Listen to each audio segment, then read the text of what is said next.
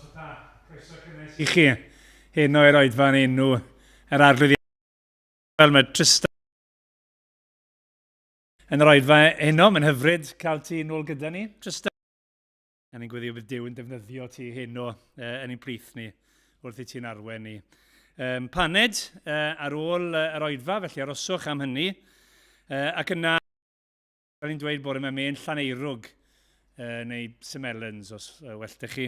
Hynny heddi, ni'n cofio amdano fe hefyd. Wedyn, yn ystod yr wythnos, gweithgareddau ar ddechrau ar ôl gwyliau hanner tymor i'r plant. Felly, nos Fawrth fan hyn, am 7:45, mae'n y gwrdd gweddi. Ac yna, paned y sgwrs, bore dydd Mercher, bydd Nerys King fyna'n rhannu am y gwaith gyda rwtyd yr ystod. Nos iawn, bore gras, cyfle i drafod emyn ar-lein gyda Wyn. Ac yna bore coffi yn algychwyn fan hyn, bore Gwyner.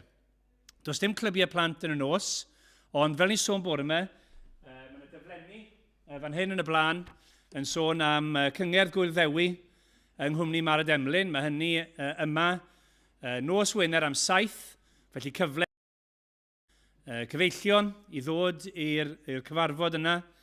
Ac yna bydd yna gyfle ni fwynhau y ffaith bod ni'n Gymru trwy mwynhau Picyr y Man. Fi siŵr na beth eraill da am fod yn Gymru, ond mae Picyr y Man yn dda hefyd yn gyno. Felly cyfle fwynhau hynny gyda'n gilydd. Ac yna y bwriad yw ceisio dilyn lan ar y cyfarfod trwy rhoi cyfle i wahodd pobl i ddod i'r oedfa bore Sul a dathlu Gwyl Ddewi yma gyda'n gilydd ar y 1 o Fawrth. Ac yna felly,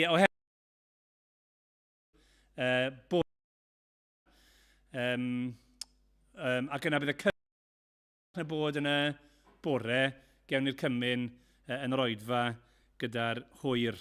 Ac os dyw e'n mynd, bydd Emyr yn arwen ni yn y ddwy oedfa. Hefyd, mae'n gyfle prynhawn Sul nesaf i ganol oedfa yn Heol Don, cartre hen bobl. Felly bydd Gwydion a'r tîm yno hefyd. Dyma'r cyfle olau i roi at waith Lydia Adams, sy'n gweithio gyda myfyrwyr yn Slovenia. Fi wedi bod yn dweud, trwy gydol y mis, o bydd yna rhywbeth i ni rhannu maes o law. Wel, mae'r mis bron yn dod i ben, ond ni'n gobeithio bydd rhywbeth gyda ni rhannu ar y WhatsApp a felly nghwrdd-gweddi nos Fawrth, fel bod ni'n gallu cofio am Lydia a'r gwaith hynny. Dyna'r coeddiadau i gyd fi'n meddwl am hynno. Rwy'n ni ddechrau yn iawn, rwy'n ni droi at Dduw mewn gweddi gyda'n gilydd.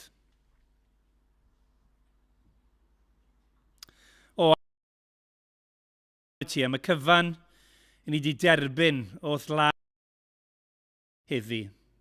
A Dduw ni'n ymwybodol beth ni'n derbyn y dod i wrth o ti. Arglwydd maddau ni bod ni'n gallu cymryd y pethau, ond ni'n diolch ti'n arbennig am air di, am dy dref yn y rhoi,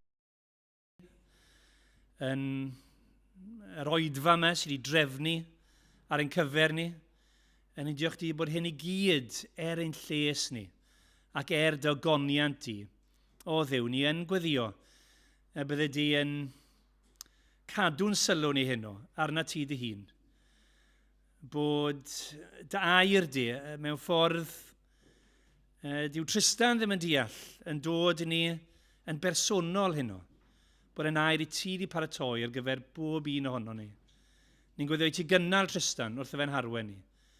Ni di roi egni a brwdfrydedd a gras i ni wrth i ni daddoli di. Ac arglwydd ni yn diolch i ti bod ni yma oherwydd yr arglwydd Iesu Grist. Oherwydd i waith orffenedig drosto ni ar y groes. Ac ni'n diolch bod yna sicrwydd i'r pethau hynny. Am bod e wedi atgyfodi o'r beth.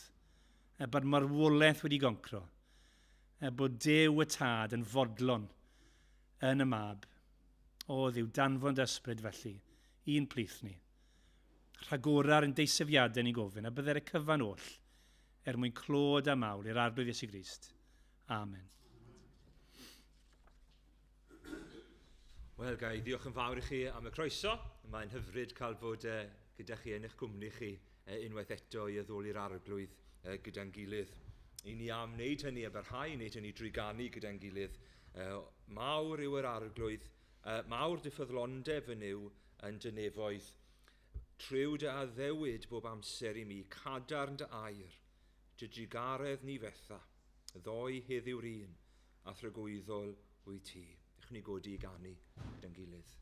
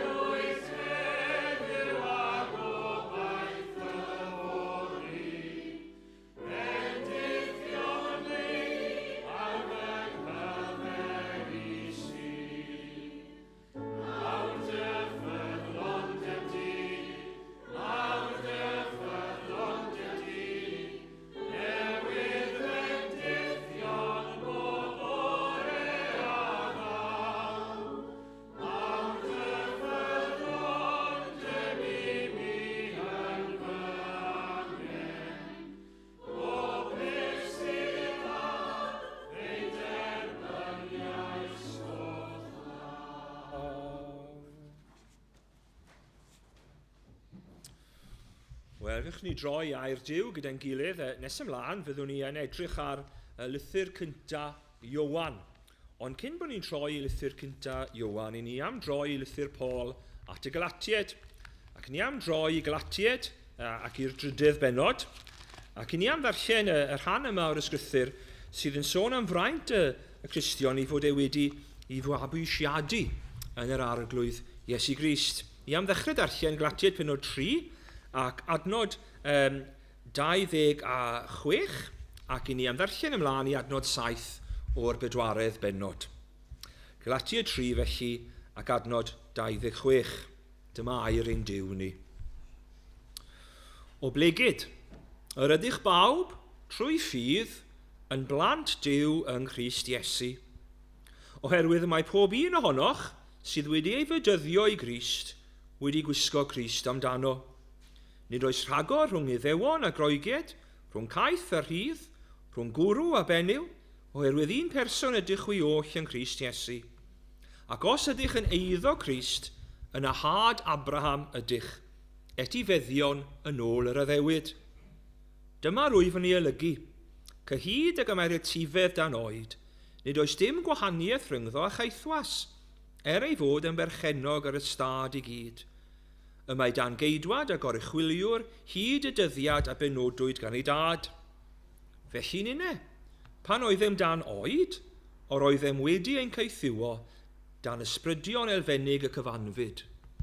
Ond pan ddaeth cyflawniad yr amser, anfonodd Duw ei fab, wedi ei eni o wraig, wedi ei eni dan y gyfraith, i brynu rhyddid i'r rhai oedd dan y gyfraith, mwyn i ni gael braint mabwysiad. A chan eich bod yn blant, anfonodd Duw ysbryd ei fab yn ein colonnau yn llefen Aba Dad. Felly nid caethwais wyt ti bellach, ond plentyn, ac os plentyn, yna etifedd drwy weithred Duw. Bydde di Dduw i fendithio i air i ni heno. I ni amganu ymhellach 155, y mae un waredwr, Iesu Grist, fab Duw. Na chi ardderchog o'r arglwydd Iesu Grist, nid rhyw awgrym o ddilyn i batrwm yn unig, nid rhyw awgrym fod e'n gallu helpu ni rhyw fath o life coach, na mae e'n waredwr. Mae e'n waredwr, Iesu Grist fab Duw, werth fawr oen ei dad Meseia, sanctaidd, sanctaidd yw, o diolch o dad nefol am ddanfon Crist i'r byd, a gadael dy ysbryd glân i'n harwen ni o hyd. Chwn ni sefyll i ganu gyda'n gilydd.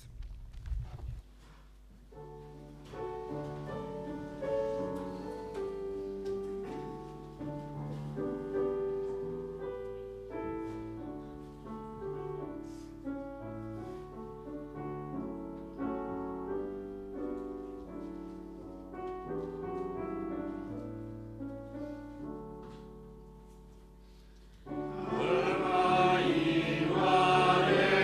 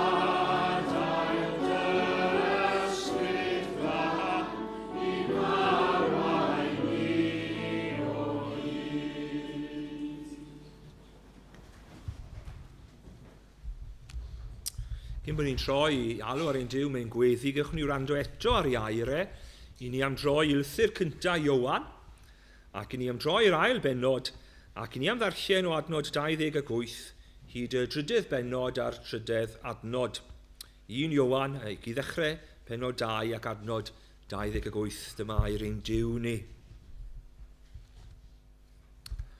Ac yn awr blant, arhoswch ynyddo ef. Mwyn i ni, pan fydd ef yn ymddangos gael hyder, a bod heb gwylydd arnom ger ei fron ef ar ei ddyfodiad. Os gwyddoch ei fod ef yn gyflawn, yna fe ddylech wybod bod pob un sy'n gwneud cyfiawnder wedi ei eni ohono ef. Gwelwch, pa fath gariad y mae'r tad wedi ddangos i ag atom. Cawsom ein galw yn blant Duw, a dyna ydym. Y rheswm nad yw'r byd yn ein hadnabod ni yw nad oedden ni adnabod ef. Gyfeillion annwyl, yn awr yr ydym yn blant Duw, ac nid amlygwyd eto beth y fyddwn. Yr ydym yn gwybod pan fydd ef yn ymddangos y byddwn yn debyg iddo, oherwydd cawn ei weld ef fel y mae. Ac y mae pob un, y mae'r gobeith hwn ganddo yn ei buro ei hun fel y mae Crist yn byr. Ddydy Dduw i fendithio i air i ni heno. Gwych ni droi at ein Duw ni mewn gweddi, gydwch ni gydweddio. O arglwydd y Dduw ein tad, i ni'n dod ger dy frond i heno, ac i ni'n dod yn gyntaf i da ddoli di, i ddyrchafu dy enw mawr, i gyhoeddi gyda llawenydd mae ti, a thydi yn unig sydd yn dduw. Does yna neb o gwbl i'w gymharu a thydi.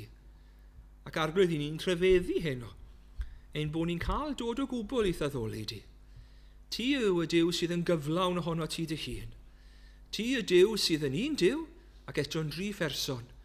Y Duw sydd yn dad, mab ac ysbryd glân. Yn gyflawn o gariad ohono ti dy hun. Ac eto, yn rhyfeddol arglwydd heb unrhyw angen arna ti, fe nes ti ein creu ni. Arglwydd i ni'n diolch i ti, hyd yn oed yng nghanol y gwynt ar glaw wrth nos y diwethaf bod ni'n gallu gweld ychydig o'r gwanwyn yn agosau arglwydd ar y coed, ac i ni'n rhyfeddu arglwydd at y greadigaeth ti. Ti y Duw sydd yn gallu creu drwy dy air yn unig. Eto arglwydd wedi ein creu ni. Pob un ohonom ni yn adda ac efa wedi pechu a troi yn derbyn ti. Fe nes ti arglwydd yn dy rhyfedd fawr gariad. Ymherson dy fab, dod dy hun i'n hachub ni yn yr arglwydd Iesu Grist. Ac arglwydd, dyma gariad sydd yn anrheithiadwy i ni ddeall arglwydd. Mae'n goriwch ni arglwydd, dyw e ddim yn gariad dynol o gwbl. Arglwydd, mae'n cariad ni yn wamal iawn. I ni yn caru pobl am fod nhw'n fel petai neu'n caru ni. I ni'n glen wrth pobl am fod nhw'n glen wrtho ni. Ond mae dy gariad i yn rhyfeddol. Tro roedden ni dal yn bechaduriaid. Bu Crist farw drosom ni. I ni yn rhyfeddu ac yn gofyn arglwydd os nad ydyn ni am nerth y ysbryd glân i rhyfeddu at y rhyfedd gariad. Ti y Duw sydd yn gyflawn ohono dy hunan. Nid yn unig yn ein creu ni, ond yn ein hachub ni, wedi ni droi oddi wrtha ti, yn y fath fodd. Arglwydd i ni'n diolch i ti fel oedd Rodri yn gweddio ar y dechrau, fod ni'n gwybod am yr achubiaeth yma yn llawn oherwydd fod yr arglwydd Iesu Grist wedi gyfodi ar y trydydd dydd. I ni'n diolch i ti am Sul arall i gael yn atgoffa fod yr arglwydd Iesu Grist yn fyw. I ni'n diolch i ti fod e wedi trechu angen. I ni'n diolch i ti fod e wedi trechu'r un drwg. I ni'n diolch i ti fod e wedi trechu ein holl bechodau ni ar y Galfaria. Ac ar y trydydd dydd, fod ti o dad wedi gyfodi fe'n fyw i ddangos fod ti'n gwbl fodlon yn ei waith orffenedig e. Ac o arglwydd i ni'n diolch i ti.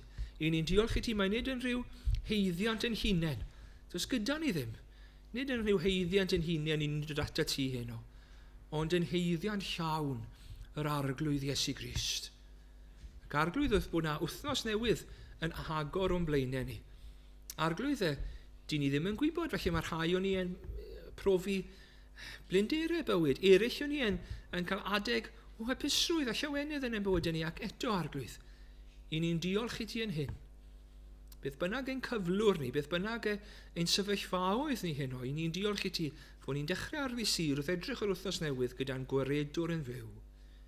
I ni'n diolch i ti fod yn un sydd yn gallu cydymdeimlo yn llwyr a phob un ohonom ni yma heno yn ein amryw brofedigaethau ac yn ein amryw dreialon i ni'n mynd drwyddo. I ni'n diolch i ti dy fod ti ddim yn ddiw pell, ond dy fod ti wedi dod ym mherson dy fab ac i fod e'n gwybod yn iawn beth yw dioddau. Ie, yn wir. Ar y groes o ddiw ein tad bod e'n gwybod am ddioddau llawer dyfnach na fydd rhaid i ni dy bobl di i wybod. Ni'n diolch i ti fod e'n gallu cydymdeimlo'n llawn. Arglwydd ar brydiau yma na, feddyliau yma na, ac yma'r un drwg yn chwarae yn hamisiynnau ni yn gweud bod neb yn ein deall ni, neb yn deall ein treialon a'n profedigaethau, ac eto arglwydd. I ni'n diolch i ti am yr arglwydd Iesu Grist, pwy fel i fe? Pwy rendi, ryddfan, fenaid gwan, pwy cwyd holl o fidiau'r lan, pwy garia maich fel brenin e, pwy gyd ymdeimla fel y fe, does neb tebyg iddo fe. Ond o ddiw ein tad i ni hefyd yn diolch i ti am ein gwaredwr fod e'n gwybod yn y byd yma bod ni'n mynd i gael profedigaethau, ond bod ni'n gallu cymryd cysur, nid yn unig arglwydd, oherwydd i fod e'n gallu cydymdeimlo ni, ond oherwydd i fod wedi gorchfygu y byd yma hefyd. O, i ni'n diolch i ti. Mae gwaredwr sydd gyda ni heno. Mae un sydd yn gwybod ein profiadau ni, ond un hefyd sydd yn fuddugoliaethus, ac i ni'n diolch i ti fod ein gwaredwr yr arglwydd Iesu a'r dylaw ddeau di heno, yn pledio drosto ni, ac i ti o ddiw ein tad wrth dy fodd yn gwrando arno fe. Felly arglwydd, i ni'n gofyn am eneiniad o ddlan ysbryd i heno, i'n hargyhoeddi ni, os i ni'n blant i ti, os i ni'n credu yn yr arglwydd Iesu Grist, o'r gwirioneddau mawr yma, i'n cysuro ni arglwydd. Arglwydd, ni'n diolch i ti am beth ni wedi darllen. Dy rhyfedd gariad i o ddiw ein tad, trwy waith yr arglwydd Iesu Grist yn ein mabwysiadu ni'n blant i ti. O arglwydd, a ni di faddau ni, bod ni yn aml iawn yn gosod hyn i'n aniaeth mewn pob math o bethau. Felly bod nhw ddim yn bethau gwael yn ddyn nhw eu hunain, ond bod ni'n gosod ein serch ni ym mhob math o bethau, hyd yn oed yn yr rhoddion da i ti'n rhoi i ni arglwydd, ac bod ni'n anghofio ti o'r hoddwr. O arglwydd, a wneud i atgoffa ni o'r newydd, ie, a wneud i'n symud ni drwy'n erth yr ysbryd glân heno i ni gael rhyfeddu bod ein hunaniaeth ni ddim yn perthyn fel petai o'n ni'n hunain, ond yn y ffaith, drwy dy rhyfedd gariad, drwy dy ras yn yr arglwydd Iesu Grist, drwy ffydd yn yr arglwydd Iesu, bod ni'n blant i ti. Ac arglwydd i ni'n cyflwyno'n gilydd i ti. Arglwydd i ni'n cyflwyno'n gilydd gan ofyn os oes yna unrhyw rai ohonom ni yma heno, sydd ddim yn sicr bod nhw'n gallu gweud bod nhw'n awr yn blant i ti. Arglwydd felly fod rhai o'n ni yma heno, i ni'n gwybod y gwirionedd, ac eto arglwydd i ni ddim wedi ymddiried yn bersonol yn yr arglwydd Iesu Grist. A wneud i drigyrhau wrthon ni heno. A wneud i ddod â ni, am y tro cyntaf, at ein gwaredwr. O ddiw ein tad, felly fod yna eraill ohono ni, ac i ni'n ffindio'r daith yn anodd, odyn, i ni'n gwybod bod ni'n gadwedig, ac eto arglwydd i ni'n cyffesu fod ein colonnau ni'n oer. I ni'n cyffesu arglwydd fod yna amryw bechod yn ymrafel ynddo ni arglwydd. O ddiw ein tad, helpa ni heno. Dere ni unwaith eto nôl at ein gwaredwr. Arglwydd, os oes yna rhai o'n ni yn profi melystra perthynas at y ti heno. O arglwydd, cadw ni'n agos i ti. I ni wybod mwy a mwy am ein gwaredwr yr arglwydd Iesu Grist. Ac arglwydd yna i di gadw ein llyged ni ar y ffaith fod yr arglwydd Iesu yn mynd i ddychwelyd. Maddau ni arglwydd. Maddau ni bod ni'n gallu byw o ddydd i ddydd. Ac mae pryderon y dydd yna, mae prysurdeb y dydd yna yn gallu gwasgu arno ni os bod ni'n colli pob perspektif. Hyn o arglwydd, ni'n diolch i ti am foddion gras, ni'n diolch i ti am dy air di, ac ni'n gwthio am nerth yr ysbryd glân i gymryd y gair ac i'n atgoffa ni fod yr arglwydd Iesu Grist yn mynd i ddod yn ôl. Phan fydd ef yn dod yn ôl, bydd ni'n ei weld e fel y gymau e, ac y byddwn ni'n debyg iddo fe. O arglwydd ni'n gwthio, drwy dy ras i'r ail ddyfodiad i ei newid ein heddi ni, i ti helpu ni arglwydd i droi oddi wrth ein pechodau, ac ydy helpu ni arglwydd i ymrafel yn dy ras i fod yn fwy tebyg i'r arglwydd Iesu Grist. Arglwydd, i ni'n cyflwyno'n gilydd a amryw yn yr eglwys yn mynd trwy brofedigaethau anodd a blinderus. I ni'n gofyn i ti i'n cadw ni, ac arglwydd am yna bethau falle bod ni ddim yn deall yn hunain. Helpa ni gael gorffwys arglwydd yn o ti fod ti yn deall y cwbl. Arglwydd, i ni'n cyflwyno emyr a'r hyniriad i gyd i ti arglwydd ac yn gofyn dy fendith i arnyn nhw wrth bod nhw'n arwain yr eglwys. Nid i'w cadw nhw arglwydd, nid i'w rhoi pob anogaeth iddyn nhw. Arglwydd, i ni'n cyflwyno tystiolaeth yr eglwys i'r Cymru Cymraeg fan hyn yn yr eglwys newydd ac ymhellach drwy Gaerdydd i gyd. O arglwydd, trig yr ha o sgwylid i fod yn ddawrth wrth Gymru Cymraeg y ddinas yma. Arglwydd, yn dy lyd a wneud i'w gofio trigaredd. Arglwydd, dy glod ac dy anrhydedd. A hyd yn oed hyn o arglwydd, a wneud i yn ôl dy ras ymweld â ni. Ni'n gweddio'r cyfan hyn yn heiddiad yr arglwydd Iesu Grist. Amen. Amen. Ac cyn bod ni'n dod i edrych ar air ein Duw, ni'n amganu gyda'n gilydd mor fawr i'w cariad Duw y Tad ni ellir byth ei fesur. Fe rhoddodd ei fab yn iawn i achub gwael bechadur. Newch ni sefyll a canu'r gwirioneddau rhyfeddol yma.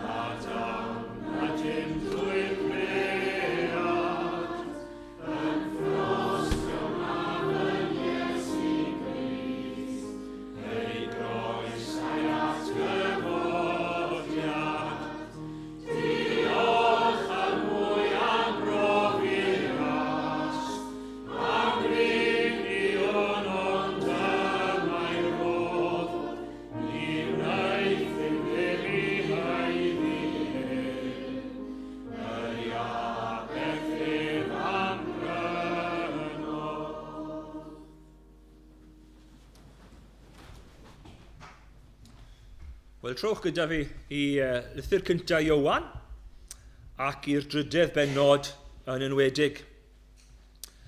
Nawr, mewn bywyd mae yna ganlyniadau mewn bywyd. Ambell waith yn ganlyniadau chwerw, dro arall yn ganlyniadau melys. Mae'n siŵr mae'r canlyniad mwyaf sy'n digwydd i bob un ohonom ni yw ar ôl ni gael ein geni. Wel, mewn un ffordd, mae'r apostol Iowan Wrth ysgrifennu'r llythyr yma, yn erbyn gau o athrawon sydd wedi dod mewn i Asia Leiaf, beth fydden ni'n adnabod fel Twrci fodern, mae yn ysgrifennu am y canlyniadau rhyfeddol sydd yn perthyn i'r Cristion. Mae newydd fod yn sôn yn adnod 29 o benod 2, fod pob un sydd wedi ei eni o ddydd Dduw yn gwneud cyfiawnder. Hynny yw, mae'n sôn am yr ail enedigaeth, am cael ein geni o'r newydd, am yr amser pan fod yr Ysbryd Glân yn gweithio'n nghalon person, gweithio'n nghalon bechadur, yn dod â fe dan argyhoeddiad y bechod, ac yn dod â'r Cristion i fan, ble mae e'n gallu edifarhau o'i bechod a gosod i ffydd yn yr arglwydd Iesu Grist. Yr ail enedigaeth, felly taw yr apostol Iowan, yw yr apostol sy'n sôn am hynny fwyaf yn y Testament Newydd. Ac beth mae e'n neud fan mae'n sôn am ganlyniad, wel os ni wedi yn haeleni, mae'n bywydau ni newid, ond hefyd mae'n mynd i edrych arno heno, felly y canlyniad mwyaf i ail enedigaeth y Cristion, sef ein bod ni'n blant Duw a'r canlyniad sydd yn deillio hwnna. Mae yna 3 peth fydden ni'n hoffi tynnu'ch sylw chi'n gyntaf ato heno, a'r peth gyntaf yw'n cariad unigryw Duw. Cariad unigryw Duw. Yr adnod gyntaf benod 3, gwelwch pa fath gariad y mae'r tad wedi ddangos tuag atom, cawsom ein galw'n blant Duw, a dyna ydym. Chi'n gweld mae'r 2 athrawon yma wedi dod, ac maen nhw wedi ceisio cymysgu y Cristnogion yn yr eglwysi yma, drwy ddweud, wel, i ni wedi cael rhyw brofiadau arbennig o Dduw. Profiadau sydd uwch ben eich profiadau bach pitw chi. Ac felly mae Iowan i ddweud yn gwrthwynebu hynny, llwyr i gweud, na, i chi sydd yn Gristnogion, sydd â ffydd yn yr arglwydd Iesu Grist, gwelwch beth sydd yn wir amdanoch chi, bod chi'n blant Duw. Gwelwch y cariad unigryw yma. Pa fath o gariad y mae'r tad wedi ddangos tuag atom, cawsom ein galw'n blant Duw. Mae'n gariad unigryw Duw. Cariad unigryw. Dyw e ddim yn deillio fel petai o'r byd yma.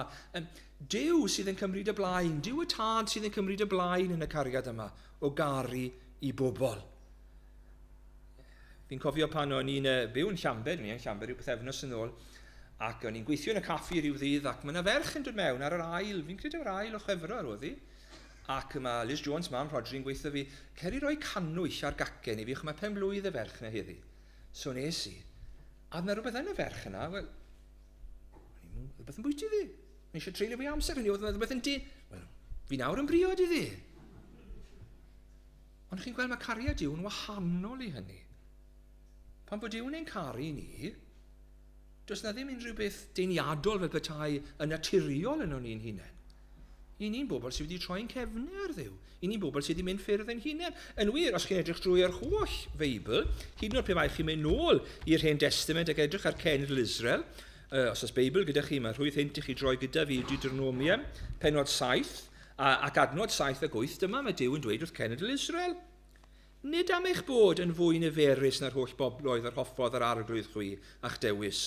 Yn wir, chwi oedd y lleiaf o'r holl bobloedd, ond am fod yr arglwydd yn eich caru ac yn cadw'r addewid a dyngodd i'ch ynafied. Daeth y chwi allan a llaw gadar nath gwaredu o di caethiwed o law Pharo brenin yr Aifft. Oedd yr Israeliad fel petai yn rhyw, oedd yna rhywbeth fwy special, fwy arbennig yn ddyn nhw fel cenedl, rhywbeth i ddenu Duw, dim o gwbl, ond am fod Duw yn dewis i caru nhw. Fe sydd yn cymryd y blaen, neu fel bydden ni'n gweud yng Nghymraeg Rhydaman, fe sy'n cymryd yr initiatif yn llwyr. Gwelwch pa fath gariad. Mae'n debyg fod y groeg tu ôl hwn bron yn sôn am gariad Duw bod e o wlad gwahanol. Chi byth di bod ar eich gwyliau, chi'n mynd i ddiw wlad, a maen nhw'n neud maen rhyw arfer neu rhyw draddodiad eich chi, waw, ni byth i meddwl byddai pobl yn neud na. Wel, dyna beth mae Iowan am i ni weld fan hyn, fod cariad Duw, y tad, yn dangos tuag ato ni, bod e bron yn gariad, Duw e ddim o'r wlad yma, mae'n rhyw gariad arallfydol. Mae yna sioc fod yno ni. Gai ofyn i'n hunan hefyd. Ydy'r wefr yna'n ynghalon i wrth sylweddoli maint cariad Duw y tad tuag ato ni. Mae un sylwebydd yn David Jackman, meddeiwch i ni mae'r dyfyniad yn Saesneg, mae'n dweud hyn. When we contemplate our sin and rebellion against the background of God's unapproachable light, his total holiness, we begin to sense something of John's wonder that he should ever bother with people like us. Hynny yw pan bod ni'n sylweddoli pwy yw Duw, yn ei lendid, yn ei byrdeb, i ni'n sylweddoli y rhyfeddod bod wedi caru y fath bechaduriaid a ni. Ond mae cariad Duw, mae yna gynlyniad yn cariad Duw. Mae cariad Duw yn dod â ni i'r cynlyniad mwyaf rhyfeddol eriod. Gwelwch pa fath gariad y mae'r tad wedi ddangos tuag ato, cawsom ein galw yn blant Duw. A dyna ydym. Mae'r geiriau dyna ydym yn hyfryd. Hynny yw, mae'r apostol Iowan, pidwch a gwrando ar y gair athrawon yma sydd yn dweud, o ni wedi cael brofiadau uwch na chi, i ni'n y dosbarth cyntaf Gristnogion, i chi'n Gristnogion o gwbl. Na. Rhyfeddod cariad Duw yw fod pob un ohonom ni sydd wedi credu yn yr arglwydd Iesu Grist, fod ni'n blant i Dduw, a dyna ydym. Dyna ydym. Nawr, yr athrawiad sy'n cael ei ddysgu fan hyn yw'r un o'r athrawiaethau mwyaf uchel fel petai yn ein ffydd ni, athrawiaeth yma bwysiad. Sef fod Duw o'i benderfyniad a'i ddewis ei hun wedi ein caru ni drwy ddanfon i fab yr arglwydd Iesu Grist i'n hachub ni'n blant iddo fe ei hunan. Wnaethon ni ddarllen ar y cychwyn Galatied pennod 4, ac i ni'n gweld fel mae hyn wedi digwydd, fel i ni wedi cael ein mabwysiadu. Mae Duw yn bir ac yn sanctydd, i ni yn bechaduriaid ar wahân ohono fe dan ei farn. Fel i ni'n gallu cael ein mabwysiadu'n blant iddo fe. Wel, adnod 4 o Galatied 4. Ond pan ddaeth cyflawniad yr amser, anfonodd Duw ei fab wedi ei eni o wraig, wedi ei eni dan y gyfraith. I brynu rhyddid i'r rhai oedd dan y gyfraith mwyn i ni gael braint mabwysiad. Hynny fod Duw o'i rhyfeddol gariad yn danfon i unig unedig fab, y trysor mwyaf oedd ganddo fe, ac fod yn ei ddanfon ac fod e'n cael ei eni o wraig, fod Duw y mab yn dod yn ddyn, Duw a dyn mewn un person. Pam? Wel, mae'n cael ei eni, nid yn unig yn ddyn, ond mae'n cael ei eni o dan gyfraith yw. Dwi'n eisiau chi bobl ifanc i rannu cyfrinachau, a fi, ond chi byth yn cael nôl yr ysgol, ond ni yn bell waith yn cael yn eich adroddiad. Gallai Tristan yn neud yn well. Gallai chi neud yn well. Mae chi'n gwybod, dyna'n hanes pob un ohono ni hyn. Pan bod ni'n sôn am gyfraith yw. Pan bod ni'n sôn am, gadewch ni edrych ar y degorchymyn cyntaf, na fydde wedi ddiwiau eraill ar wahân i mi. Hynny, bob munud, bob awr, bob wythnos, bob mis, bob blwyddyn, fod Duw yn dod yn gyntaf, wel dyna ni gyd wedi methu. A'r broblem yw, gallai ddim wneud yn well, gallai ddim cyrraedd safon Duw, ond Duw o'i rhyfeddol gariad yn danfon i fab ei hun, y mab, trwy'r mab yma, gafodd y gyfraith i rhoed, ond mae'r mab nawr yn ddyn o dan y gyfraith, ac mae'n byw y bywyd perffaith na allwch chi a fi ddim i fyw. Yn ein lle ni. Yr arglwydd Iesu, ar ôl 30 o flynyddoedd ar y ddeiar, yn cael ei fydyddio, hwn yw fy mab yn yr hwn yr wyfyn, ymhyfrydu ynddo. Wrth i fodd. Dyma'r mab sydd wedi cadw'r gyfraith yn berffaith, ond nid yn unig yn weithredol yn cadw'r gyfraith, ond hefyd yn derbyn cosb y gyfraith ar ein lle ni, oherwydd beth sydd yn digwydd i'r mab yma. Mae e'n mynd i'r groes, yn wirfoddol yn ein lle ni. Ac ar y groes mae holl lyd a barn Duw am ein pechodau ni yn cael ei arllwys arno fe. Ac mae e'n dweud y gair gogoneddus yna cyn iddo fe farw. Gorffennwyd. Gorffennwyd. Ein holl bychodau ni wedi ddelio unwaith ac am byth. Ac felly, fel mae'r apostol Paul yn mynd mlaen, mae wedi cael ei eni o dan y gyfraith, mae e'n byw y bywyd perffaith na allwn ni i fyw, mae e'n marw ac yn derbyn cosb y gyfraith i ni'n ei heiddi, i brynu rhyddid i'r rhai oedd dan y gyfraith. Yr hyn i ni methu i wneud, mae Crist wedi gwneud drosto ni, pam? Mwyn i ni gael braint mabwysiad. Mae mab Duw yn gadael gogoniant y nefoedd mae e'n dod yn ddyn, fel bod chi a finne, drwy ffydd ynddo fe, yn ei waith gorffenedig yn cael ein galw yn feibion i Dduw, yn blant Duw. Chi'n gweld mewn ffordd, does na ddim unrhyw gariad mwy na chariad mabwysiad. O ddim dewis gydag Elis, Siwan ac Osian i ddod i'r byd mewn dan o fi, ond yna pan fyna'r rhieni yn dewis plant, ac yn ei mabwysiadu nhw, ac yn dweud, mae gyda chi nawr yr un hawliau a hawl ein teulu ni, does na ddim cariad mwy. A chi'n gweld yna beth sydd yn wir fan hyn. Fod gyda ni yng Nghrist Iesu, nid rhyw geithwasion i ni, ond fod gyda ni hawl i fod yn blant. Chi'n cofio hanes yr arglwydd Iesu ei atgyfodiad e. Yr arglwydd Iesu'n atgyfodi, mae Mair Fagdalen, mae wedi mynd i wylo amdano fe. Mae nhw yn yr ardd yn Iowan, yr un awdur yn Iowan penod 20, yn Iowan penod 20. Ac i ni'n gweld Mair Fagdalen yn troi ac yn meddwl mai fyw y garddwr. Gyda mae'r arglwydd Iesu'n dweud i hyn wrth i Mair. Mae'n mynd i afel ynddo fe. Beth mae'r arglwydd Iesu'n dweud wrthi? Cer at fy mrodyr a dweud wrthynt, o rwy fy nesgyn at fy nhad i, a'ch tad chwi. Fy niw i, a'ch diw chwi. O i, yr arglwydd Iesu Grist, fe yw y mab. Ac eto, o achos i waith e droston i ni fywyd perffaith, o achos i farwolaeth ar y groes, o achos i atgyfodiad, yn awr drwy ffydd ynddo fe, i ni'n cael rhannu. Nid yn ei ddwyfoldeb e, nid fe yw y mab. Ac eto, mae ei dad e nawr yn dad i ninne hefyd. I ni'n blant Duw, ac mae gyda ni llawn breintiau fod yn blant i Dduw hefyd. Chi'ch chi ddychmygu bod chi'n mynd adre heno ac yn rhoi newyddion 10 mlaen, neu bod chi'n edrych ar y newyddion bore fori, a'r stori yw fod y Brenin Charles wedi mynd am dro allan o'i balas, bod wedi ffindo rhyw drempyn, ac wedi dod â fe adre i Buckingham Palace, ac nawr fod e wedi penderfynu fod y plentyn yma, neu fod y person yma, nid yn unig eistedd ar yr orsedd, ond bod e mynd i gael yr un hawliau a breintiau. Cymaint mwy o'n breintiau ni. Ni wedi cael ein symud o garpiau pechod, a ni wedi cael ein coroni drwy ras yr arglwydd Iesu Grist. Gai ofyn i chithau ac i finne hyn o ble ma'n hunaniaeth ni? Beth yw'n bes camp ni? Beth yw'n diogelwch ni? Mae yna gymaint o lefydd dwy a chithau naturiol yn edrych am ddiogelwch yn ein gwaith ni, yn ein iechyd ni, ac maen nhw'n rhoddion arbennig o ddiwrth Dduw. Ac eto, dyw'r rhoddion yn unig methu rhoi diogelwch i ni.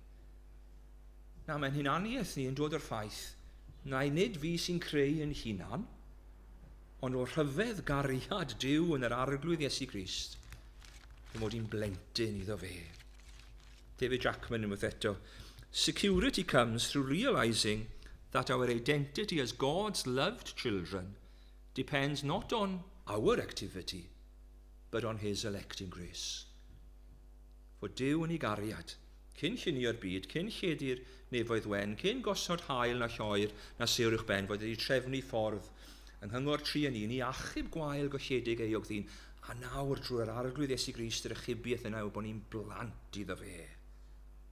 Cariad unigryw Duw y Tad tuag atom ni. Ond beth yw canlyniad cariad Duw y Tad? Beth yw'r canlyniad ein bod ni yn blant i Dduw? Wel, yw'r canlyniad yw hyn, bod ni ddim mwyach yn perthyn i'r byd yma. Yr ail bwynt sydd gyda ni fan hyn yw yn hir y gelyn. Yn hir y gelyn. Ni'n darllen adnod gyntaf o benod 3 o 1 Iowan, gwelwch pa fath o gariad y mae'r tad wedi ddangos tuag ato, cawsom ein galw'n blant Duw, a dyna ydym. A rheswm nad yw'r byd yn ein adnabod ni, yw nad oedd yn ei adnabod ef. Hynny yw, mae'r byd yma yn ei wrthryfel, yn ei bechod, dyw e ddim yn arddel Cristnogion. Dyw e ddim yn adnabod ni. Os chi byth di bod mewn gêm pêl-drod, fyddwch chi'n gwybod am y ffan sydd wedi dod o bant i'r tîm cartre, bod nhw ddim yn dod ei gilydd. Fi'n cofio mynd gyda, chi'n nabod Gethin Rhys, a mynd gyda Gethin i edrych ar Abertawe yn chwarae pêl-drod, a mynd i'r hen fetch, ac o'n i'n chwarae Plymouth awr gael, ac o'n un man ddim cweit ble oedd yr hooligans reit ar y diwedd, ond oedd yr hooligans Abertawe yn bloeddio pob math o bethau ar y ffans oedd wedi dod o Plymouth. Wel, mewn un ffordd, mae'r apostol Iowan yn dweud, di ni'n perthyn i'r byd yma. I ni yn hir y gelyn, i ni yn yr away end fel petai. Mae'r gair byd, pan fod yr apostol Iowan yn defnyddio'r gair byd, nawr yn naturiol, pan ni'n meddwl am y gair byd, ni'n meddwl yn ddeirddol, ni'n meddwl am diroedd ac am felly oedd gyda chi glob a dden goleuon neu rhywbeth. Ond mae Iowan, yr apostol Iowan, pan fod e'n defnyddio'r gair byd, nid yn ddeiryddol mae e'n meddwl, mae e'n meddwl am y byd sydd mewn gwrthryfel yn erbyn Duw. Ac yma'r Cristion, trwy gariad Duw yn yr arglwydd Iesu Grist, mae wedi cael ei achub o'r byd pechadurus yma. Mae wedi cael ei achub fod yn blentyn i Dduw. Ond mae'r byd pechadurus yma dal mewn gwrthryfel yn erbyn Duw. Ac felly Duw y byd yma ddim yn mynd i'n derbyn ni. Ac fyddai fe ddim fod yn sioc i ni fod y byd yma ddim yn mynd i'n derbyn ni. Y byd sydd mewn gwrthryfel yn erbyn Duw, oherwydd nath y byd yma ddim derbyn yr arglwydd Iesu Grist. Unwaith eto, os chi'n mynd nôl i Efengil Ioan, os chi'n mynd i'r rhagymadrodd yn Efengil Ioan, i'r bennod gynta, i ni'n darllen hyn. Ioan 1, adnod 10. Roedd yn y byd, a daeth y byd i fod trwyddo, ac nid adnabu'r byd mohono. Daeth i'w gynefin ei hun, ac ni dderbyniodd ei bobl ei hun mohono. Pan bych chi yn gweld darlun y croesoeliad, mae'r byd i gyd yna. Mewn ffordd yn ei groesoelio fe, yn ddynol. Mae'r rhufeiniad yma, mae'r Iddewon yma, mae'r byd i gyd yn ei wrthod e. Wel felly, os taw dyna sydd yn digwydd iddo fe, dyna sydd yn digwydd i ni hefyd. Nawr, fel Cristnogion, i ni ddim fod yn bobl rhyfedd ac yn bobl od. Fi'n siŵr bod ni'n nabod pobl sydd yn mynd dan groen pobl. Wel, dylen ni ddim fod yn fel Cristnogion felly. Ni fod yn bobl enillgar. Ac eto, nid ein prif waith ni fel petai yw cael ein derbyn gan y byd tu allan. Dyw'r byd tu allan byth yn mynd i'n derbyn ni. Dylen ni ddim cael siom, dylen ni ddim cael sioc o hynny. Yn wir, mae rhaid ni bod mor ofalus oherwydd gallwn ni ddim plesio Duw a plesio y byd fel petai yn ni'n byw ynddo. Mae Ioan wedi dweud yn barod yn ei lythyr 1 Ioan pennod 2 ac adnod 15, peidiwch â charu'r byd a'r pethau sydd yn y byd. Os yw rhywun yn caru'r byd, nid yw cariad y tad yn yddo. Yna ffrind i ffrind gyda fi yn Rhydegar, mae e'n cefnogi Leeds United. Mae Leeds United bach yn bell o Rhydegar i fynd i gefnogi. Ond mae yna gyfnodau wedi bod pan fod Leeds a'r adar gleision Caerdydd wedi bod yn yr un gyngred. Felly beth mae fe'n neud? Wel, mae e'n mynd gyda'i ffrindiau sy'n cefnogi'r adar gleision Caerdydd, mae e'n mynd yn ei grys Leeds. Ond dros y crys Leeds mae'n rhoi i got ac yn ei siŵr bod i got ar gau. O'r fath ffolineb. Oherwydd pe bai cefnogwyr yr adar gleision Caerdydd yn ei weld e, wel bydden nhw am ei wad e. A pe byddai cefnogwyr Leeds yn gweld e'n eistedd gyda cefnogwyr Caerdydd, bydden nhw'n ei ddiarddel e. Mae'n amhosib i ni i ddilyn Duw ac mewn blant Duw ac i garu'r byd. Nid yn unig fod yn amhosib, ond mae'n gwbl orffwys. Pam? Wel, mae Ioan yn dweud yn ei ail bennod eto, adnod 17. Y mae'r byd a'i drachwant yn mynd heibio, ond y mae'r sawl sy'n gwneud ewyllus Duw yn aros am byth. Hynny yw, mae'r pethau'r byd yma, gwrthryfel y byd yma, pethau mae'r byd yma yn gweud, dyma y peth, os mae'r rhaid chi gael hyn, chi wedi chi ffrindiau yn yr ysgol neu coleg yn gweud, os nag i hyn dy ti, os nag i hyn dy ti, ti neb. Ond mae'r byd a'i bethau yn pasio heibio. Pam? Byddech chi byth yn buddsoddi mewn banc, ac byddai'n esbyseb ar y banc yn gweud, gyda llaw, byddwn ni wedi cael mis nesaf. Byddai neb yn neud hynny. Ond pam buddsoddi yn y byd a'i bethau, pan bod hynny'n mynd i ddod i ben. Na, fel plant Duw, i ni yn hir y gelyn, i ni yn yr away end fel petai. A chi'n gwybod beth, mae e'n werth fod yn blentyn i Dduw, hyd yn oed os yw hynny'n golygu bod ni'n hir y gelyn fan hyn, oherwydd ar gyfer plant Duw, mae yna dragwyddoldeb gogoneddus yn ein haros ni. Dyna'n trydydd am pwynt ola ni. Tragwyddoldeb gogoneddus. Adnod 1, gwelwch pa fath gariad mae'r tad wedi ddangos tuag atom, cawsom ein galw yn blant Duw, a dyma ydym. Y rheswm nad yw'r byd yn ei adnabod ni yw nad oedd yn ei adnabod ef gyfeillion annwyl, y nawr yr ydym yn blant Duw, ac nid amlygwyd eto beth y fyddwn. Yr ydyn nhw'n gwybod pan fydd ef yn ymddangos y byddwn yn debyg iddo, oherwydd cawn ei weld ef fel y mae, ac y mae pob un y mae'r gobeith hwn ganddon i buro ei hun fel y mae Crist yn byr. Dyma chi'r tragwyddoldeb gogoneddus sydd mynd i fod ar y rhan y Cristion sy'n blentyn Duw. Nawr, mae yna rhybydd mawr wrth i ni ddechrau edrych ar y tragwyddoldeb gogoneddus yma. Hynny yw, rhybydd i beidio mynd tu hwnt i beth mae'r ysgrythur yn gweud. Mae'r apostol Iowan yn dweud yn gwbl heb lewn ar dafod, gyfeillio'n annwyl, y nawr rydym yn blant Duw. Mae'n sicr, yng Nghrist a'i waith i ni'n blant Duw. Beth fyddwn ni? Nid ymlygwyd eto beth y fyddwn ni. Hynny yw, mae'r gogoniaeth sydd ddod, dwi ddim yn sicr ohono fe. Dwi'n cofio darllen un diwynydd enwog, ac oedd e'n gweud bod scuba diving mynd i fod yn y nefoedd. Falle bydd e ddim. Ond nid dyna'r pethau mae Iowan yn mynd ar ôl fan hyn. Ni'n byd yn mynd tu hwnt i'r terfyn. Ond yr hyn i ni yn ei wybod yw hyn. Yr ydym yn gwybod pan fydd ef yn ymddangos y byddwn yn debyg iddo oherwydd cawn ei weld ef fel y mae. Yn gyntaf, byddwn ni yn debyg iddo.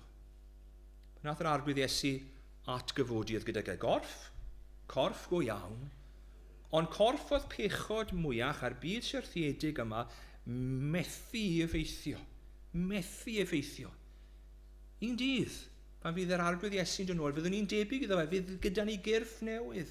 Ond na wrai gyda ni yn Rhydegar, mae'n y gogoniad nawr, gafodd i driniaeth ar ei phen-glin, a dde'n anghywir. Am 3 mlynedd olau bywyd, i nath i ddim symud o gader. Ddim symud. Beth sydd gyda'r byd i ddweud wrth berson felly? Beth sydd pa nogeth o pa poeni bydd popeth yn iawn? Na. Mae yna iachawdwriaeth bendigedig gyda ni fel plant i Dduw, ond i chi gweithio'r wraig yna, un dydd, bydd gyda ti gorff newydd. Bydd y poen, bydd yr loes, bydd hynny gyd yn wedi mynd. Ac fydd yna wen yn dod i'w gwyneb hi. Bydd gyda ni gorff newydd ble bydd yn defosiwn i Dduw, bydd ddim byd yn ei rhwystro hynny. Chi'n disgwyl mlaen i hynny, bydd na ddydd yn dod pan fydd Crist yn dod yn ôl. Byddwn ni yn debyg iddo fe, a bydd ddim modd i ni bechu mwyach. Nawr, fel Cristion, os chi'n credu yn yr arglwydd Iesu Grist, chi am addoli Duw, chi am ei ddilyn ni, ond mae'r corff yn blino. Os chi bore Sul, a mae'r bregaeth yn mynd, chi'n mynd mae'ch stymog chi'n rwmblo. Chi eisiau mynd adre, neu os chi eisiau darllen eich Beibl, mae'n yflinder. Ond mae'n ddydd yn dod, pan bydd yn dymuniadau ni, hyd yn oed yn y byd yma, bydd nhw'n dymuniadau llawer mwy cyflawn o gari Duw, ond bydd y dymuniadau yna yn bosib, oherwydd fydd gyda ni gyrff newydd. Byddwn ni yn debyg i Grist, pam? Oherwydd byddwn ni'n cael ei weld fel y gymau. Bydd ffydd yn troi i olwg. Un dydd, fe gewn ni weld yr arglwydd Iesu Grist, a gewn ni ddiolch iddo fe'n bersonol, bod e wedi marw ar groesbren ein lle ni. Y dydd yna, beth bydd i fel? Wel, fi ddim eisiau mynd trwy hwnt i derfyn chwaith, ond byddwn ni'n gallu gweld ôl y hoelion. Byddwn ni'n gallu gweld ein gwaredwr ni a throi y cyfan o'i fywyd o drosto ni. Y gwaredwr ni'n ei garu yn awr. Ond oherwydd bod ni'n mewn byd syrthiedig, oherwydd bod ni'n bechaduriad, mae'n cariad ni ddigon tylen ar, ond yna. Pan fydd e'n dychwelyd y gewn ni weld fel y gymau e. Wel, does na ddim geiriau mewn ffordd i ddisgrifio beth fydd hynny. Meddai David Jackman, at that moment, the process which began when we first trusted in Christ will come to its fulfillment and the image of God in his children will be restored. Na, mae'n wir, mae pob person yn y byd yma'n werthfawr. Pam? Am fod pob person, bod y person yn Gristion neu beidio, wedi cael ei greu ar lun a delw Duw. Dyna oedd addag Efan wedi cael ei creu ar lun a delw Duw, ond fe wnaethon nhw syrthio, fe wnaethon nhw bechu. Ac fod pob un dal wedi creu ar lun a delw Duw, mae yna grac enfawr o bechod. Felly mae'n ail adda yn dod, yr arglwydd Iesu Grist. Yr ail adda sydd gyda llun o delw Duw yn berffaith arno fe, oherwydd fod e'n dduw yn y cnawd.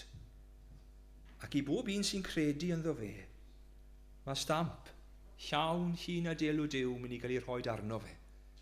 Y byddwn ni fel petai a'r holl blinderau mae pechod wedi greu, yr holl drwfferthion mae pechod wedi greu, bydd rheini wedi mynd. Ac yn Christ, fe fyddwn ni yn llawn wedi'n stampio ar lun a delw Duw. A sut dyle'r tragwyddoldeb gogoneddus yna effeithio arno ni? Mae fod i effeithio'n heddi ni. Medde'r apostol Iowan, wel, y byddwn yn debyg iddo herwydd cawn ni weld fel y mae, ac y mae pob un y mae'r gobeith hwn ganddo yn ei buro'i hun fel y mae ge yn bir. Taswn ni'n gofyn i chi yn onest, beth yw'ch rhestr o bethau pwysig yn eich bywyd chi? Beth yw y rhestr yna? Ble mae sancteiddrwydd yn dod yn y rhestr yna? Achos meddai yr apostol Iowan, wel dyma y dyfodol tragwyddoldeb gogoneddus sydd chi. Chi'n mynd i fod yn debyg i'r arglwydd Iesu Grist, a chi'n mynd i gael ei weld fel y gymau e. A felly mae pob un sydd gyda'r gobeith yma yn ei buro ei hun. Hynny yw, fe ddylse i'r Cristion fod yn sanctedd. Dyna sydd wedi digwydd ni fel Cristnogion, ni wedi cael ein gwahanu yng Nghrist i fod yn bobl i Dduw. Wel, fe ddylse hynny fod yn weithredol yn holl bwysig i ni. Ac eto, i ni'n byw mewn cymdeithas, heb sôn am gymdeithas y byd, cymdeithas fel Cristnogion, ble dyw hynny ddim yn bwysig. Rydych beth mae J.I. Packer yn dweud yn ei lyfr ar sancteiddrwydd. But the shift of Christian interest away from the pursuit of holiness to focus on fun and fulfillment, ego massage and techniques for present success, and public issues that carry no challenge to one's personal morals is a fact. A mae'n sgwennu hwnna'n 1992. Hynny yw bod yn rhestr beth sy'n bwysig i'r Cristion ac i Gristnogion bod sancteiddrwydd, wel bod e ddim ar y list. Beth yw sancteiddrwydd? Wel, os i ni'n mynd i gael fod yn debyg i'r arglwydd Iesu Grist, sancteiddrwydd yw byw yn ôl y gobeith hynny nawr. I ni fod nawr yng ngrym yr ysbryd glân i fod yn debyg i'r arglwydd Iesu Grist. Hynny yw, mae'r gair yn bwysig i fi. A dwi am i'r gair yma, drwy'n rym yr ysbryd, newid fel fi'n meddwl. Dwi am i'r gair yma'n herio i Tristan, na, allu ti ddim byw felly. Mae hyn yn well i ti. Yn ei lyfr ar y sancteiddrwydd, mae Packer yn dyfynnu J.C. Ryle. Nath J.C. Ryle esgob ysgrifennu geiriau fel hyn am beth oedd sancteiddrwydd. Holiness is the habit of being in one mind with God, according as we find his mind described in Scripture. So ble fi'n mynd i ffeindio meddwl Duw? Fi'n darllen y gair. Fi'n ei siŵr bod fi'n ei darllen e. Ac wrth darllen y gair, dwi'n gofyn i Dduw yng ngrym yr ysbryd glân, please, cymer y gair a roi fe'n ynghalon ac yn feddwl fel mod i'n dilyn yr hyn rwy ti'n am i mi fod. Chi'n gweld, mae'r gair sancteiddrwydd, sancteiddhad, mae bron yn air brwnt yn beth waith, ond dyma yw ein iachawdwriaeth ni, bod ni'n cael dianc o'r byd yma syrthiedig, bod ni'n cael bod yn blant i Dduw, bod ein bywydau ni'n newid, ac un dydd byddwn ni'n debyg i Iesu Grist, bydd na ddim unrhyw ymrafel a phechod gyda ni, felly nawr, ond dyna dylen ddeheuad ni fod nawr i fyw yn sanctedd. Pan nes i briodi Catherine, ges i stagdw, oedd yn hyfryd. Is i ar Tempyn Bowlen, aethon ni gael bwyd, yn gret. Chi'n meddwl beth, fi'n clywed am stagdws a hendws, am yn ofnadw. Dim ymhlith Gristnogion, fi'n gweud hynny. Ble mae'r bechgyn a'r merched, maen nhw'n gweud, dyma'r noson ola o'r rhyddid i, a chi'n clywed pob math o striau. Fi'n jyst yn meddwl, wel, beth? Chi'n mynd i briodi'r wraig, chi'n mynd i briodi'r ferchnyn, chi'n mynd i briodi'r... Nag i chi eisiau paratoi ar gyfer yna nawr? Mae yna dragwyddoldeb gogoneddus yn dod i ni fel Cristnogion. Mae'r arglwydd Iesu Grist yn dychwelyd, ac i ni'n mynd i gael fod yn debyg iddo fe, gweld e fel y mae. Ac felly beth mae Iowan yn gweud, gant o dyna y reality, gant o dyna sydd yn wir, ond i ddylem ni buro'n hunan. Hynny yw, cymryd gair Duw, gweddi a gofyn i Dduw a wneud i helpu ni fod nawr i fyw fel bydde ti am i ni yn yr arglwydd Iesu Grist. I ni'n byw yn bywydau Cristnogol heddi dan gysgod y tragwyddoldeb gogoneddus sydd i ddod. Pan nes i adael ysgol gyfun maes yr yrfa, wnaethon nhw roi, so mis nhw dal yn neud, llyfr Burgundy gyda'n CV ynddo fe. Yn lwyddiannau i gyd, y cyfan o'n i wedi wneud. Dwi'n mynd gwybod ble mae'r llyfr nawr i chi. Fi wedi colli fe. O ddim lot o werth ynddo fe. Beth yw CV y Cristion? Beth bynnag eich cyflyrau chi heno, beth bynnag o problemau, beth sy'n wir amdano chi os yw'ch ffydd yn yr arglwydd Iesu Grist? Gwelwch pa fath gariad y mae'r tad wedi ddangos tuag ato. Cawsom ein galw yn blant Duw, a dyna ydym. Cariad unigryw Duw y tad. Odim yna'n golygu bod ni ar dir y gelyn yn y byd yma. Neith y byd yma yn naturiol ddim ein deall ni. Ac eto, mae yna dragwyddoldeb gogoneddus gyda ni, fel plant Duw i edrych ymlaen tuag ato. I ni'n mynd i gael gweld Crist, ni'n mynd i gael fod yn debyg iddo fe. A mae'r tragwyddoldeb gogoneddus yna yn newid yn heddi mwyn ei enw. Amen. Amen. Wel, mae wastad yn treat gael dod nôl, achos fi'n cael dewis y minnau, a fi'n cael dewis yr emyn yma, ac mae'n treat i fi gael dod nôl jyst i ganu y minnau Cymraeg. Mae'n hyfryd. So ni am ganu o'r llyfr y minnau, bydd y geiriau ar y sgrin, rhif 233. Y bigel mwyn o'r nef a ddaeth i lawr, i geisio'i braidd trwy'r erchill anial mawr, ei fywyd roes yn aberth yn ei lle, a'i crwydred hwydd i alwyd arno fe. O'n crwydrad o baradwys daeth i'm hôl, yn dirion iawn ddim dygodd yn ei gôl, does neb a wyr ond ef, y bigel mawr. Ba faint fy nghrwydro hynny hyd yn awr. A'i hyfryd lais, ddim harwen yn y blaen cyd ymaith ydyw. Yn y dŵr a'r tân, rhag pob rhyw ddrwg, yn nyffring anged i, pwy arall fydd yn nodded i my fi. Wedyn pan a fi dref, i'r hyfryd gorlan fri, ni chrwydraf mwy, oddi wrth fy migael ci. Chi'n disgwyl mlaen i na? Wrth gofio'r daith, a'i holl ffyddlondeb ef, mi seiniau glod, i entrych nef y nef. Newch ni sefyll i ganid yn gilydd.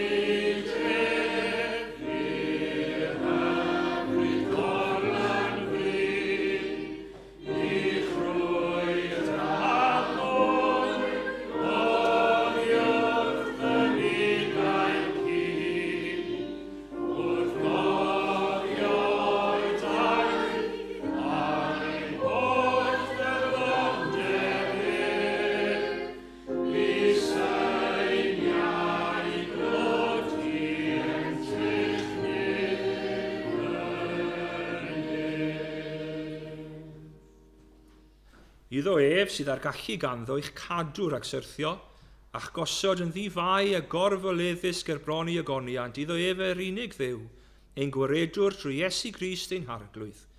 Y byddog ogoniant am awrhydu, gallu ac awdurdod, cyn yr oesoedd ac yn awr, a byth bythoedd. Amen.